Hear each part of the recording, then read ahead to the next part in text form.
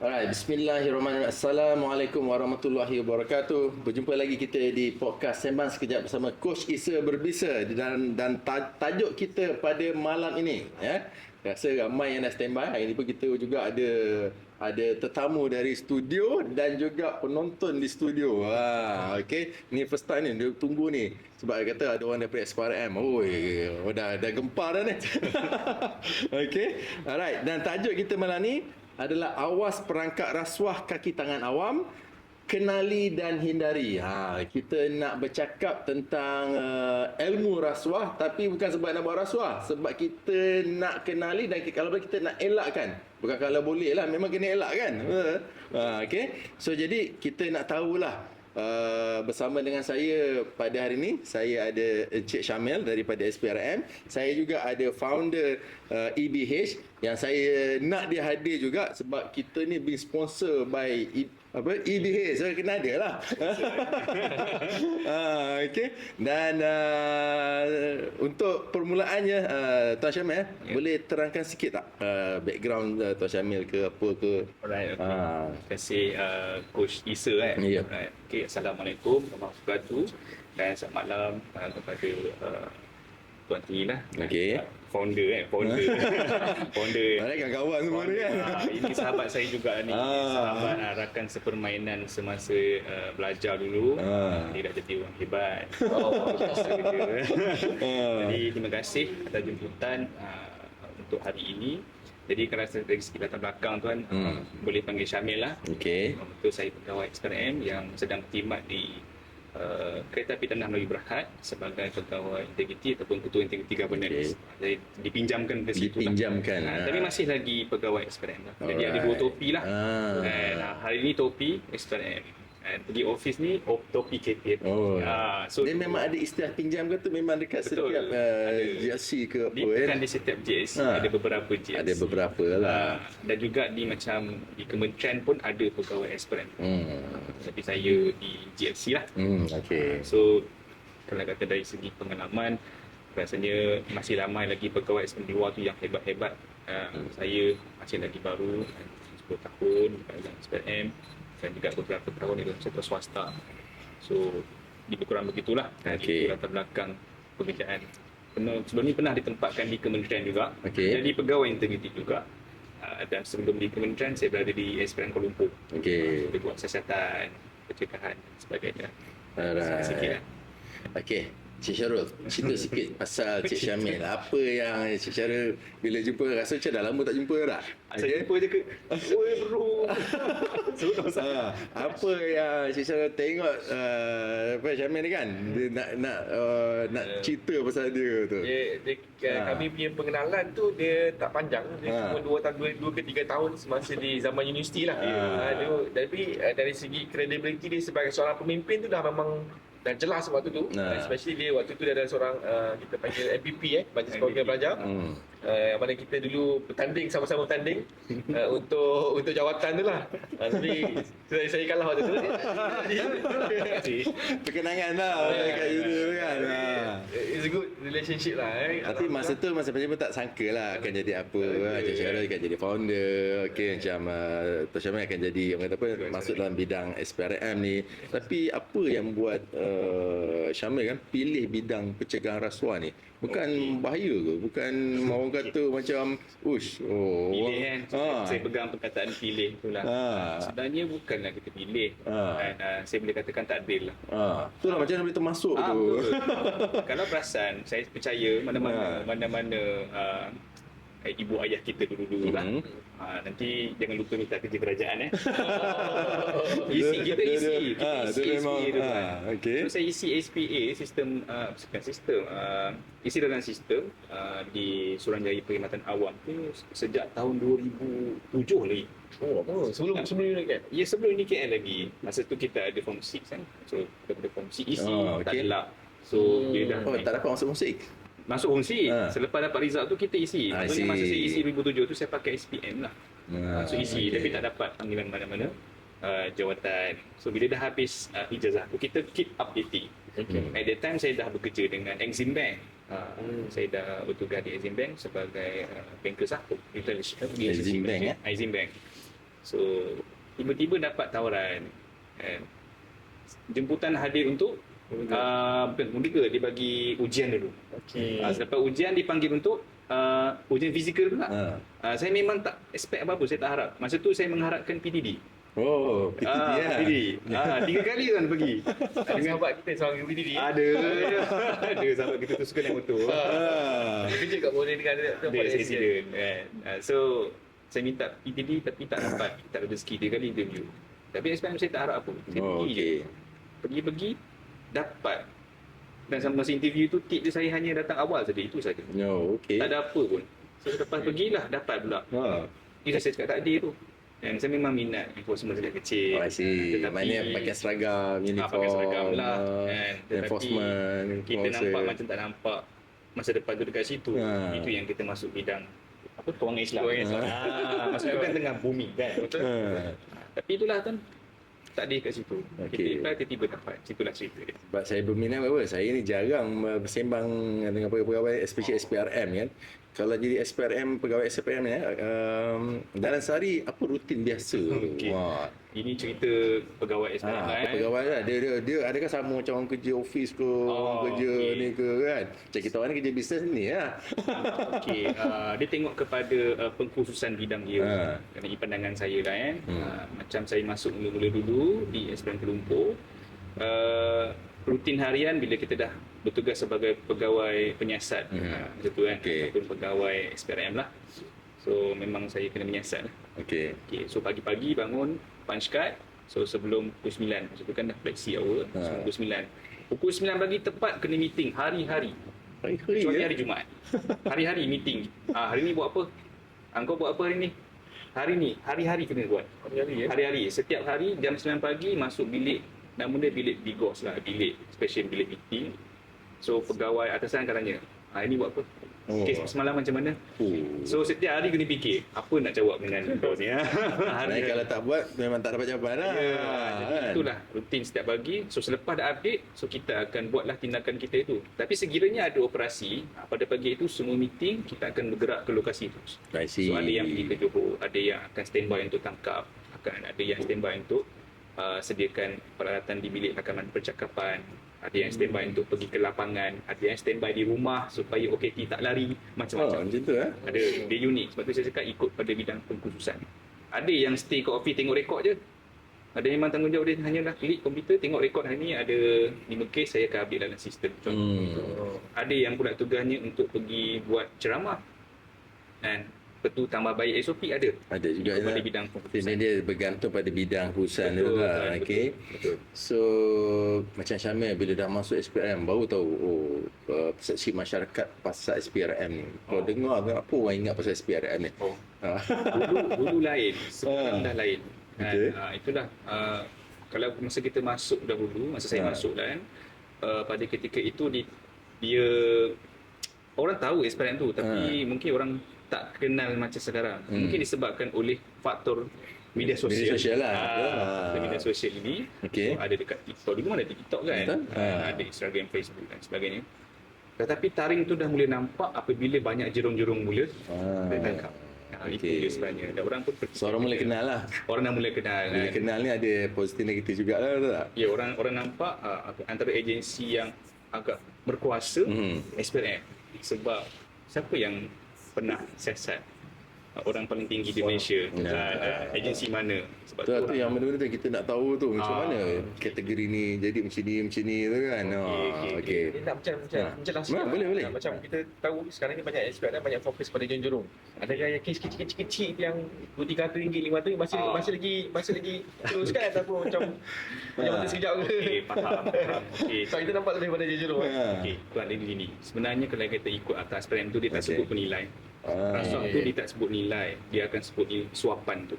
Suapan tu ada nilainya. Ada je suapan? Ada suapan sudah boleh kita bertindak sebenarnya. So dia tak kira lah ikan bilis ke, ikan kembung ke, ikan kerisi ke ataupun ikan jerung. Dia sebenarnya sama.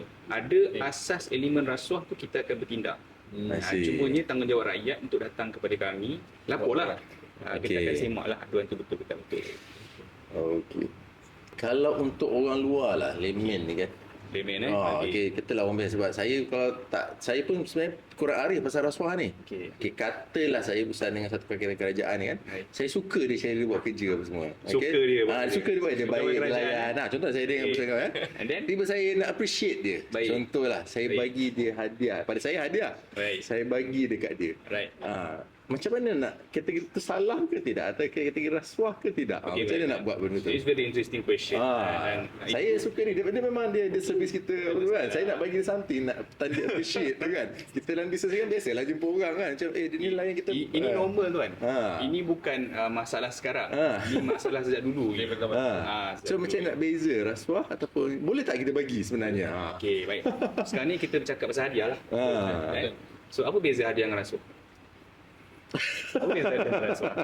Yang samanya dua-dua bagi. Betul. Okey. Rasuah bagi juga. Ha. Hadiah pun Bagi juga. Bezanya hadiah tu kita bagi dengan balasan ataupun tidak. Hadiah tak ada balasan lah. Tuan, saya bagi satu kopi, satu cawan kopi kepada tuan. Saya bagi je. Saya tak dapat apa. Okey. Tapi rupa-rupanya saya bagi dengan balasan. Tuan, saya bagi ni bukan bagi saja. Jangan lupa kita punya deal. Okey. Melain berbeza dengan saya bagi ni, bagi tak apa, ambil lah. Jadi tak jadi itu belakang cerita. Sebab itu takrifan rasuah tu kalau kata kita nak ceritakan, dia kena datang dengan elemen balasan. Okey. Maksudnya bagi sesuatu dengan balasan ataupun ada favor. Maknanya kalau bagi tu tak ada balasan, okeylah. Itu hadiah lah. Okey, itu satu cerita lagi kan. Hadiah lagi lah. Sebab kita nak cerita rasuah tu apa. Now kita cakap pasal hadiah. Salah ke tidak penyewa awam ni terima hadiah? Kita cakap konteks betul. penyewa awam sesuai dengan tajuk kan. So penyewa awam dengan kaitan dengan swasta.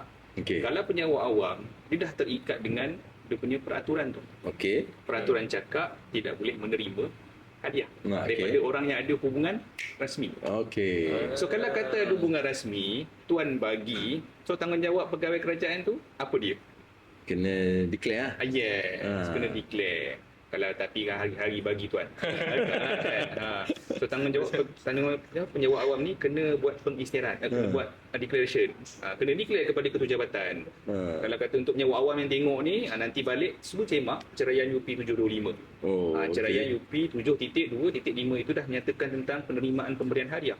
Ada mention dekat situ. Kena baca lah. Kalau kata you terima hadiah, ada orang bagi aduan dekat unit integriti, bila kita tengok tak ada declaration, so tindakan tata tertib boleh dikenakan.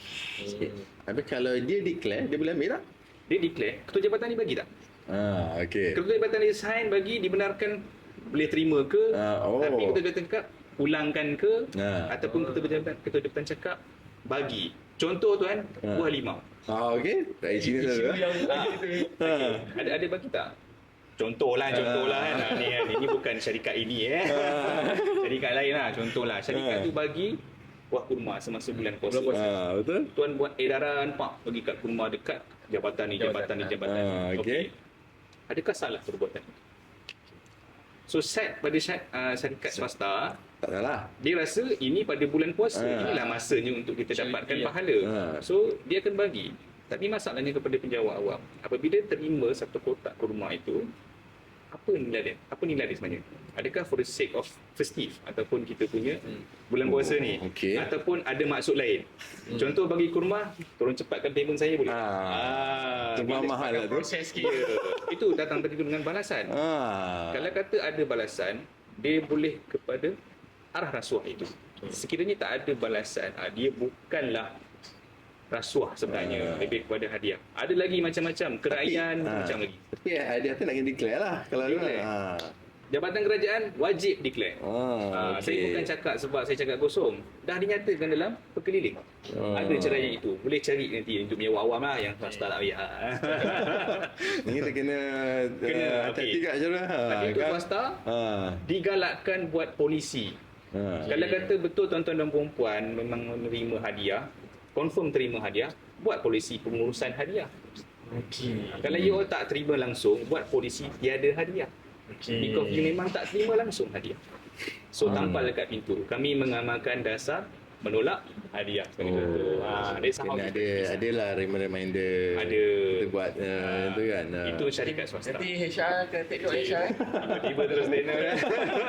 Tak, sebab kadang-kadang kita orang pun macam nak bagi tak bagi macam rasa kan. Tiba tak tiba kan. Kita bagi tu memang rasa macam okey lah, dia buat kerja kita bagilah contohnya lah kan. Saya pernah siasat satu tuan, satu kes ni berkaitan dengan hadiah lah. Okey, satu agensi lah di dalam Kuala Lumpur ni.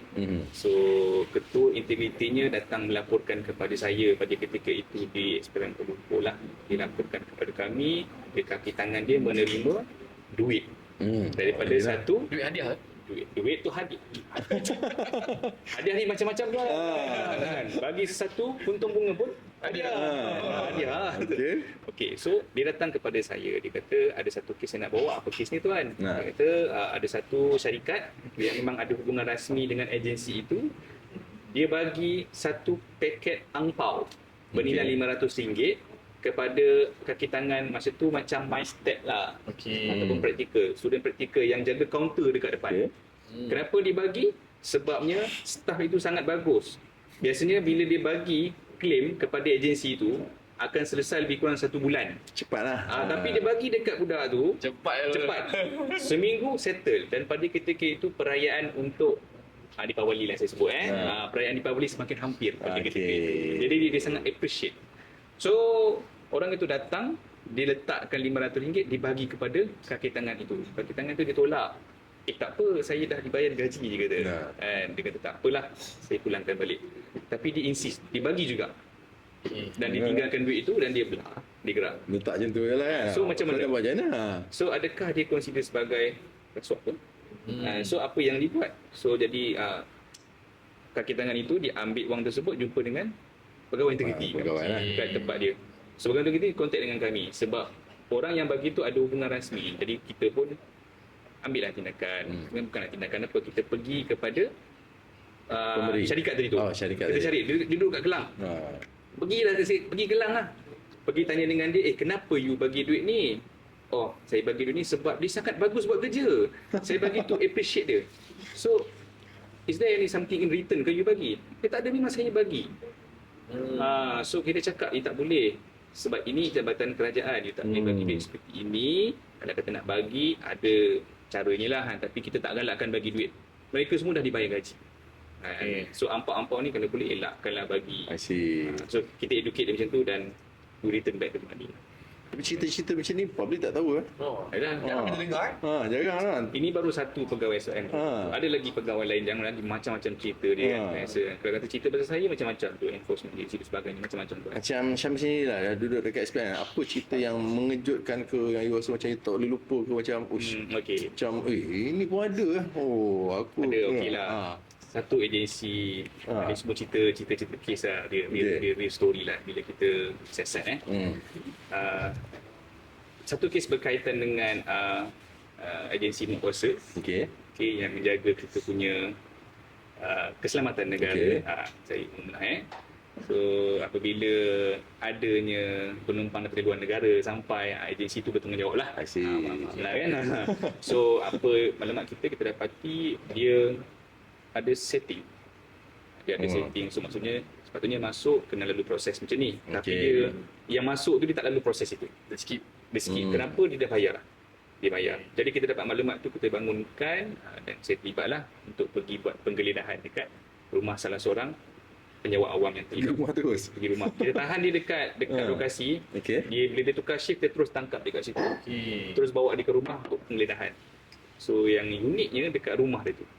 Dia grade rendah tu. Grade rendah ni maksudnya grade tak sampai grade 20 tu. So bila kita pergi ke rumah dia, kita masuk, dah disambut dengan bunyi seekor burung. Kan bunyi burung betul lah. Burung betul. Burung kakak tua. Bila kita nak ada kucing pula.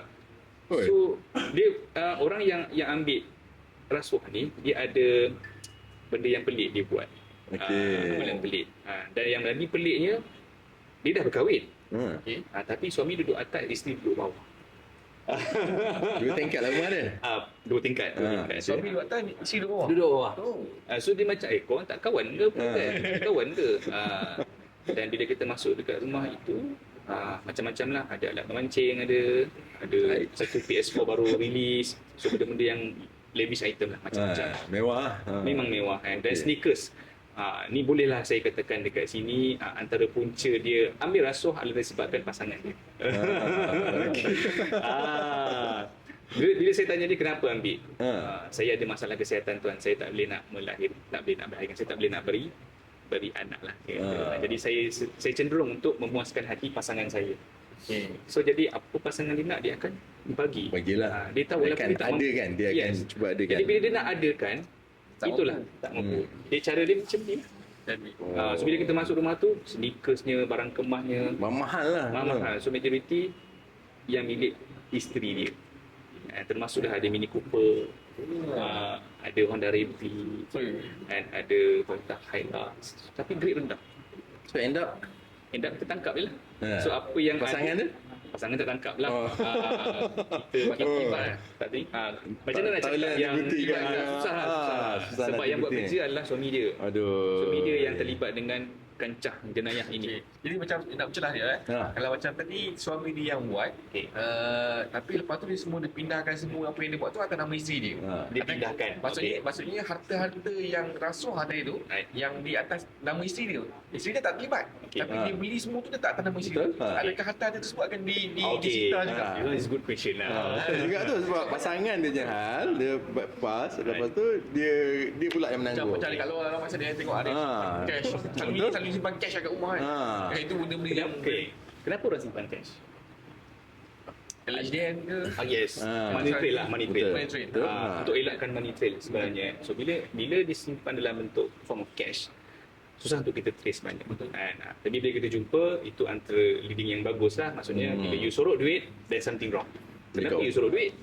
And kalau kata betul you rasa legit the money, you takkan sorok. Betul. So untuk menjawab soalan tuan, soalan kata tadi. So macam mana kalau kata dapat duit, katalah you dapat duit rasuah melalui masuk akaun. So then tuan transfer ke dalam akaun isteri. Ada trail lah. Ada trail kat situ. Okay tuan, do you aware that if you transfer the money masuk dalam akaun isteri ke ataupun mana-mana orang, tuan dah masuk ke dalam satu lagi kesalahan. Amlang. So dah buat kesalahan rasuah, terima rasuah, satu pertuduhan dah. Kan minta tak kira lagi dah dua pertuduhan. Now transfer pula money. Dia dah tukar form money tu. Ada dua, satu money laundering pun isu pun apa maksud money laundering? Pengubahan wang haram. So the moment kita transfer the money daripada sumber yang haram, itulah dia pula. So tuan dah ada dua pertuduhan lagi berat. So adakah orang yang terima duit tu boleh kita tahan? Boleh. Akaun dia boleh kita freeze. Kena buktikan lah. Kena buktikan. Ada trail tu kena ada lah. So dia kena lah. Pemilik akaun kena buktikan kepada mahkamah mana datang duit ni, apa puncanya. So burden of proof jatuh kepada dia. Jadi kalau kata dia dapat tu dalam form of cash dan dia beli pula barang sama tu, tapi dia kita jadi money trail tak ada. Okey, bila dia beli barang pula, kita nampak barang tu boleh pegang. Betul. Bila kita boleh pegang barang tu bernilai. Betul. Kan? So plan ni nak buat rasuah, beli emerald je. Contoh, beli banyak-banyak lagi sebab dia nampak macam tak bernilai. Contohlah ni gurau lah. So kalau kata biasa orang dapat duit cash, dia akan beli jam lah. Betul. Beli kereta lah, semua aset-aset yang boleh alih. So kita boleh sita. Kita akan ambil. Jika kami merasakan harta itu memang terlibat dengan kesalahan rasuah, kita akan sita. Kita akan sita. Kalau berkaitan lah. Kalau kata tak berkaitan, dia boleh buktikan bahawa ini bukan harta yang digunakan ataupun harta ini bukan yang terlibat dengan jenayah rasuah. Kita tak akan ambil lah. Contoh tanah orang tua punya, rumah orang tua beli, macam tu kan. Yang itu contohnya. Ada satu lagi tuan. Ini pertanyaan daripada netizen. Netizen tanya. Netizen tanya, harta-harta yang disita ni, bila kes dah tutup ataupun kes dah selesai, harta ni ke mana tuan? Ke mana? Banyak dia tanya, harta-harta ni yang berjuta-juta cash, aset, kereta dah kena kan. Dah kena wang tu, ke mana pergi harta-harta ni? Okey, alright. Harta-harta ni pergi ke mana? Harta-harta ni ada kaki tau, dia berjalan juga. Okey, harta-harta ni sekiranya memang betul terlibat dengan rasuah atau memang dapat dibuktikan dibeli ataupun diperolehi daripada sumber yang haram. Okey, ataupun sumber daripada sumber rasuah lah. So kebiasaannya mahkamah akan lucuh hak. Jadi akan jadi hak milik kerajaan. Kereta lucuh hak. Tapi kami tak nak kereta itu. Kita akan lucu hak, kita akan jual lah kereta itu, akan lelong Lelong lah. lah. Itu yang baru ni nampak dekat SPRM banyak kereta-kereta lelong. Ya, ada. Cuma itulah, bila dah lelong tu kita ada war-warkan juga. Pulang kepada netizen, warga negara, boleh bidding lah. Nak bidding ke tak lah. Tapi memang kita akan lucu hak kan. Kalau kata betul harta itu terlibat dengan rasuah. Kalau kata tak terlibat, kita akan pulangkan semula. As it is. Kita sita macam itu warna merah, pulang pun seperti itulah warna merah. Gitulah. Dengan abu-abu sikit tu biasa kan. Kan rasuah tak lama. Okay, macam tadi tu kes yang bro kakak tua tu kan, dia ni kan selalu dia di grade rendah sebagainya kan. Selalu yang di kalangan kita awam ni, macam mana rasuah ni dia bermula tu. Dia macam dia tak sedar, dia tiba rupanya rasuah, rupanya macam mana tu dia bermula tu. Saya boleh katakan rasuah ataupun fraud lah Fraud fraud ni, dalam fraud tu ada rasuah dan banyak lagi jenayah lain lah. So saya akan kaitkan dengan fraud triangle. Okey, kenapa jenayah rasuah ini dia berlaku? Biasanya akan datang daripada 3 punca. Yang pertama, dia akan ada peluang. Peluang Tekanan dan rasionalisasi. Okey, tekanan. Biasanya macam tadi cerita yang pasal burung kakak tua tu. Rumah kakak tua. Kenapa dia terlibat dengan rasuah? Dia kata sebab isteri saya suruh beli itu ini. Itu adalah tekanan. Faktor hidup. Faktor tekanan yang pertama tu betul. And then yang kedua, kita ada peluang. Apa peluang yang dia ada tuan? Peluang yang dia ada kuasa untuk bagi lepaskan orang itu. Sebab tu penjawab dia berkuasa. Sebab tu definisi rasuah itu sebenarnya definisi rasuah dalam kata ikut kepada Transparency International. The abuse of power for private gain, especially those yang ada authorities. So macam diorang ni lah. So bila ada kuasa, dia akan cenderung untuk salah guna kuasa. So kita dah fulfill kriteria dekat dalam peluang tadi tu. Dia tahu lubang tu. Sebab tu digunakan. So peluang done already. Kita dah ada pressure, kita dah ada tekanan. Rationalisasi. Dia akan cakap, oh tak apalah, bini aku nak hari ni je, dia pun aku buat kali ni je. And then dia kata lagi, kawan yang biasa buat, aku pun nak buat. Kalau kita buat, orang lain buat. Dia rationalkan benda tu. Kalau tuan gunakan fraud triangle ni untuk kesalahan jenayah lain-lain pun boleh pakai juga. Contoh jenayah mencuri. Kenapa mencuri? Sebab tak cukup duit. Kenapa you boleh curi? Apa peluang yang ada? Oh, dia tengok perempuan tu jalan pakai handbag kat sebelah sini. Ini ruang dan peluang. So peluang dah cover. Rationalisasi. Kali ni je aku buat. Dan orang lain buat lepas je. Itulah dia fraud triangle. Jadi saya pakai benda tu lah. Boleh celah sikit boleh ke? Boleh. Celah ni. Mungkin untuk yang tengah sedang menonton ataupun mungkin kat luar-luar sana yang mungkin dah tersedar ataupun mungkin tersentak, aku dah buat kesalahan. Mungkin dah pernah merasuah ataupun pernah terlibat dengan aktiviti sama ada memberi ataupun menerima. Macam mana dia nak rasa macam nak pull back ke, nak rasa nak insaf ke, selain daripada buat solat taubat ke apa sebagainya. Macam mana dia nak kena buat apa tu rasa? Mungkin dia dah silap langkah kan? Kita tukar sikit tune sekarang. Kita tukar tune Al-Fadil Ustaz sikit. Untuk yang beragama Islam. Bila untuk yang beragama Islam, kita kena tengok kepada keperluan berkaitan dengan apa hadis-hadis ayat Al-Quran yang ada. Perasan ke tidak, dekat dalam kita punya hadis ada menyebut al-rashi wal mutashi finnar. Tukang student IF memang belajar. Ya, tak gila ada. Apa al-rashi wal mutashi finnar? Hadis riwayat At-Tabrani yang bermaksud tukang pemberi rasuah, orang yang memberi rasuah, orang yang terima rasuah masuk neraka. Sebab tu perkataan nar tu di hujung neraka. Ar-rashi wal mutashi, pemberi penerima rasuah masuk neraka. So bila dah terbuat ni, apa maksudnya? Kalau kata dalam hadis tu pun dah menyebut masuk neraka, taubatlah jawapan dia. Saya tak ada jawapan lain dah. Kalau kata betul dah ambil rasuah, dah terlibat dengan rasuah, bertaubatlah. Bertaubatlah. Kalau dari segi undang-undang tak ada pun cakap bertaubatlah. Tak ada. Undang-undang cakap you buat salah, you salah. Betul. Cuma kalau kata tak kena tangkap lagi tu, mungkin itulah ruang dan peluang yang Allah bagi untuk sedarkan diri. Kalau kata dan memang terbuat, jangan buat lagi. Boleh educate orang lain untuk jangan buat lagi. Sebab saya pernah lah pengalaman saya sendiri masa muda lagi kan. Bos saya waktu tu lah, dia kata problem dengan rasuah ni bukan masa dia ambil tu, okey. Problem dia bila nak berhenti. Okay. Tak tahu bila nak berhenti, itu problem. Okay. Addicted. Dia jadi addicted. Dia nak ni dia dah buat sekali, ni sekali je. Tapi lepas saya kata lepas lagi okey kot buat. That's a problem. Okay. Perasan tak tadi saya sebut pasal rationalisasi? Betul. Ini dah Dia dia. dah. Sebab dia rasa okey je. Okey je. Kena tak apa ada pun. Sebab itulah. Jadi kalau kata dalam diri itu memang dah tak ada nak betulkan. Itu yang tadi saya cakap dengan tuan. Satu perkataan ini, integrity. Integrity. So macam yang saya pakai dekat tadi ni lah. Dan kalau perasan, perkataan integrity itu bermula dengan huruf apa? I lah. I itu kita lah.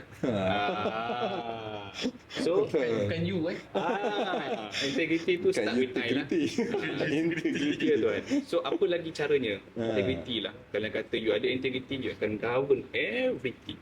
Mana kalau orang tu amanah, dia baik, semuanya akan jadi baik. Jadi tuan, dalam integrity ada perkataan amanah. Jujur dalam integrity. Betul.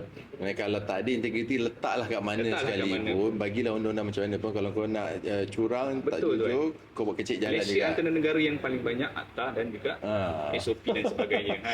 Banyak kita buat, tapi still loophole, terlepas juga. Still juga ada orang buat. Betul tuan. Itu yang saya tanya tu. SPM dah ada, tapi kenapa ada orang lagi buat rasuah ni?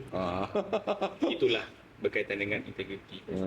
Kita buatlah macam mana pun, kita ada pemimpin yang hebat, tapi kalau kata bangsa kita, negara kita masih lagi tidak ada kefahaman berkaitan dengan integriti itu, masih lagi nak melakukan jenayah rasuah ini, saya takkan ke mana. Dan sebab rasuah telah wujud sejak zaman Nabi Sulaiman lagi tu. Lama tu. Sulaiman? Siapa yang rasuah? Lama. Sebab tu ada dalam ayat Al-Quran.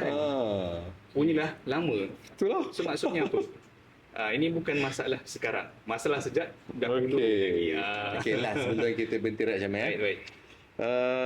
Apakah red flag kalau kita nampak seorang tu dia dah mula terjebak dengan rasuah? Red flag? Red flag tu kita tengok dia ni macam dah something red flag tu macam mana lah? Ataupun di sini kena tahulah ni aku ni dah macam red flag macam mana? Kita sebagai orang luar melihat dia ke macam mana? Kita tengok orang tu. Kita tengok orang tu. Okey, red flag. Boleh macam mana whistleblower. Sebab nanti saya nak cakap kalau kita tahu ni pula apa kita nak buat pula. Sebelum kita rehat ni kita nak tahu tu red flag tu. Okey, baik. Red flag ada banyak sebenarnya. Kalau dari segi secara fizikal yang kita lihat, sebelum ni kita tengok dia datang naik kereta biasa-biasa je. Kata naik motor lah. Beza ke? Tiba-tiba selepas 1 minggu, selepas 2 minggu ataupun selepas dia memegang sesuatu jawatan, berubah. Dia datang dengan kereta yang luar biasa. Itu red flag yang biasa. So ada lagi red flag yang lain. Contoh, apabila ada panggilan telefon tertentu, dia akan cuba keluar je. Dulu kalau boleh semua lah speaker.